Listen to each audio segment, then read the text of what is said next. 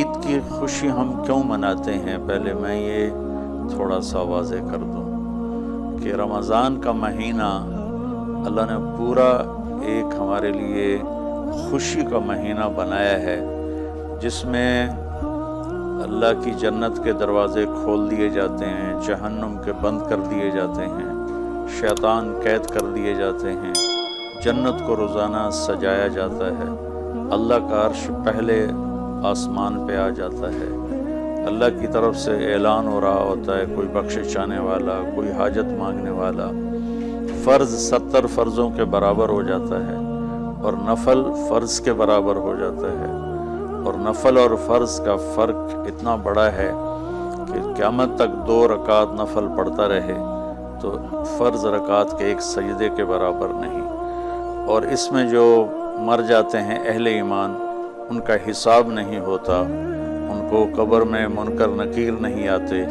اللہ تعالیٰ ان کو معاف فرما دیتا ہے۔ اس طرح 29 دن رات یہ سلسلہ چلتا ہے، اور آخری رات پھر اللہ تعالیٰ اعلان فرماتے ہیں کہ میرے بندوں نے رات کو قیام کیا، یعنی تراویح کی نماز پڑھی، دن میں روزہ رکھا، تو میں نے اس پر ان سب کی بخشش فرما دی۔ تو اس خوشی میں پھر ہم سب مل کر اللہ کی بارگاہ میں شکرانے کے مل کر 2 نفل ادا کرتے ہیں اور اللہ کا شکر ادا کرتے ہیں کہ یا اللہ تیرا شکر ہے، تو نے ہمارے گناہوں کو معاف فرمایا، جہنم کو ہم پہ حرام کیا، جنت کو ہم پہ واجب کیا۔ اصل تو عید کی خوشی کی یہ وجہ ہے۔ باقی جو اداسیاں ہیں، ڈپریشنیں ہیں، اس کی وجہ آپس کی محبتوں کا کم ہو جانا ہے، اور دنیا کی ایسی دوڑ جس نے اپنے آپ کو بھی بھلا دیا ہے، اور آپس کی نفرتیں ہیں اور آپس کے بغض حسد ہیں، ان منفی جذبوں نے ہماری خوشیوں کو دھندلا دیا ہے، ورنہ رمضان کا ہر لمحہ خوشی کے لیے ہے، اور عید اس کی بھیک ہے، اور پوری زندگی اللہ راضی ہو رہا ہو تو خوشی ہی خوشی ہے۔ ہمیں اپنے ملک سے، اپنی نسل سے آپس کی نفرتیں، حسد، بغض یہ مٹانے ہوں گے، تب جا کر ہمیں حقیقی خوشیاں حاصل ہوں گی۔ آپ عید کے لیے غسل فرماتے تھے اور اپنے کپڑوں میں سے اچھے کپڑے منتخب فرماتے تھے، اور فجر کی نماز کے بعد آپ اشراق نہیں پڑھتے تھے اس دن، باقی آپ کی ساری زندگی کا معمول تھا کہ فجر کے بعد آپ اشراق پڑھتے تھے، لیکن اس دن آپ اشراق نہیں پڑھتے تھے، غسل فرما کے پھر کچھ کھا کے، کوئی میٹھی چیز، کھجور ہی عام طور پر ہوتی تھی، کھجور کھا کے پھر آپ عیدگاہ کی طرف تشریف لے جاتے تھے، اور پہلے نماز پڑھاتے تھے، پھر خطبہ ہوتا تھا، اور اس کے بعد جس راستے سے آپ جاتے تھے اس راستے کو چھوڑ کر پھر اور راستے سے گھر واپس آتے تھے، پھر وفود سے ملاقات کرتے تھے، سرداروں سے، صحابہ سے ملاقات کرتے تھے، اس میں کچھ کھانوں کا اہتمام بھی ہوتا تھا۔ اس طرح ایک عام روٹین کی عید ہوتی تھی آپ کی، ملاقاتیں کرنا، کھانوں میں جانا اور اچھے کپڑے پہننا، سب کو خوشی سے ملنا، یہ عید الفطر پر آپ کا یہ معمول تھا۔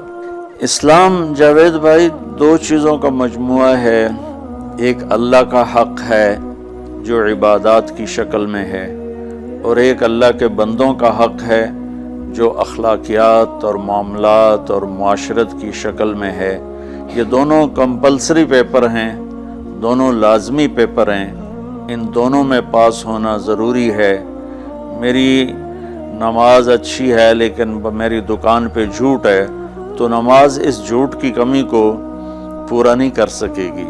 میری دکان پہ سچ ہے لیکن میں نماز نہیں پڑھتا، تو میرا یہ سچ بولنا میرے نماز کی کمی کو پورا نہیں کر سکتا۔ اللہ کے نبی نے دنیا سے جاتے ہوئے 2 لفظوں میں سارا دین بتا دیا تھا۔ جب آپ کے جانے کا وقت قریب تھا تو آپ 2 لفظ دہرا رہے تھے، الصلاۃ وما ملکت ایمانکم، میری امت میرے بعد ایک نماز نہ چھوڑنا، اور ایک امت کے غریب مسکین لوگوں سے، نوکر غلاموں سے اچھا سلوک کرنا۔ یہ دو الگ الگ ڈیمانڈ ہیں. جیسے پانی پینے سے روٹی کی کمی پوری نہیں ہو سکتی اور روٹی کھانے سے پانی کی کمی پوری نہیں ہو سکتی.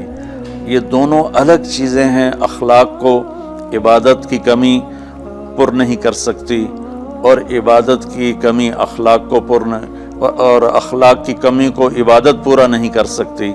ان دونوں چیزوں میں پاس ہونا ضروری ہے، تب جا کر ایک معتدل معاشرہ وجود میں آتا ہے.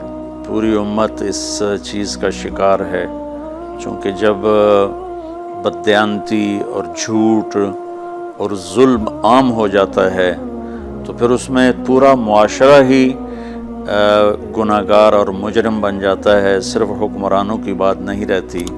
یہ تو ایک سوال کا جواب موسیٰ علیہ السلام کو اللہ نے دیا کہ اللہ تعالیٰ سے انہوں نے پوچھا، یا اللہ جب آپ راضی ہوتے ہیں تو اس کی کیا نشانی ہے؟ تو اللہ تعالیٰ نے فرمایا کہ میں بارشیں موقع پر دیتا ہوں، حکومت سمجھداروں کو دیتا ہوں، پیسہ میں سخیوں کو دیتا ہوں. تو پھر انہوں نے پوچھا جب آپ ناراض ہوتے ہیں تو اس کی کیا نشانی ہے؟ تو آپ نے فرمایا، اللہ تعالیٰ نے فرمایا کہ بارشیں بے موقع کرتا ہوں، حکومت نااہلوں کو دیتا ہوں اور پیسہ میں بخیلوں کو دیتا ہوں. تو جب معاشرے میں عمومی بگاڑ پیدا ہوتا ہے تو اس کا اثر پھر اس شکل میں ظاہر ہوتا ہے، کبھی کسی اور شکل میں ظاہر ہوتا ہے.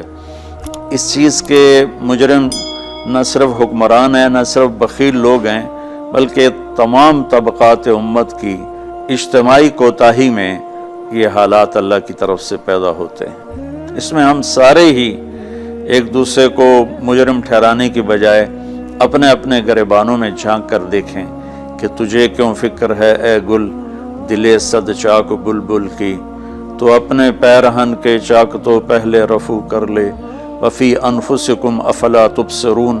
ہر آدمی اپنے عیب دیکھے، اپنی کمیاں دیکھے اور انہیں دور کرنے کی وہ کوشش کرے، تو پھر ایک خوبصورت معاشرہ تشکیل پا سکتا ہے. کہ میں اس عید کے خوشی کے موقع پر اپنی قوم سے ہاتھ جوڑ کے اپیل کروں گا کہ جھوٹ بولنا چھوڑ دیں، دھوکہ دینا چھوڑ دیں اور ظلم کرنا چھوڑ دیں. مذہبی نفرت نے ہمیں تباہ کر دیا، سیاسی نفرت نے ہمیں تباہ کر دیا، صوبائی قومی نفرت نے ہمیں تباہ کر دیا، آپس کی رنجشوں کی نفرت نے ہمیں تباہ کر دیا. میں ساری قوم کے سامنے جھولی پھیلا کر چاروں صوبوں کے رہنے والوں سے اور ہر مکتب فکر سے متعلق اہل ایمان سے یہ درخواست کرتا ہوں کہ آئیں ہم سچائی کو اپنا ساتھی بنائیں اور دیانتداری سے اپنے آپ کو آراستہ کریں اور انصاف کا ساتھ دیں، نہ ظالم بنیں نہ ظالم کا ساتھ دیں. ایک حدیث سنا کے بات ختم کرتے ہیں. میرے نبی وضو فرما رہے تھے تو صحابہ آپ کے وضو کا پانی گرنے نہیں دے رہے تھے، نیچے سے لے کر کوئی پی رہا تھا، کوئی منہ پہ مل رہا تھا. تو آپ نے فرمایا ما یحملکم علی ھذا، یہ کیا کر رہے ہو؟ وہ کہنے لگے یا رسول اللہ، اللہ اس کے رسول کی محبت میں کر رہے ہیں. تو آپ نے فرمایا میں تمہیں بتاتا ہوں اللہ اس کے رسول سے محبت کرنے والا کون ہوتا ہے.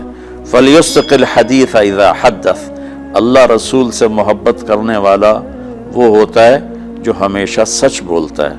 فَلْيُؤَدِّ الْأَمَانَةَ اِذَا تُؤْمِنَ، جو ہمیشہ امانت داری سے کام لیتا ہے، کبھی دھوکہ فراڈ نہیں کرتا. فَلْيُحْسِنْ جِوَارَ مَنْ جَاوَرَهُ، اور جو ہمیشہ اپنے پڑوسیوں کے ساتھ اچھا سلوک کرتا ہے، پڑوسی اپنے ہوں، غیر ہوں، مسلم ہوں، نان مسلم ہوں، وہ ان کے ساتھ اچھا سلوک کرتا ہے. یہ 3 نشانیاں ہیں عشق رسول کی.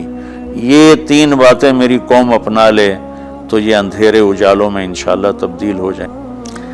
امید تو کبھی چھوڑنی نہیں چاہیے.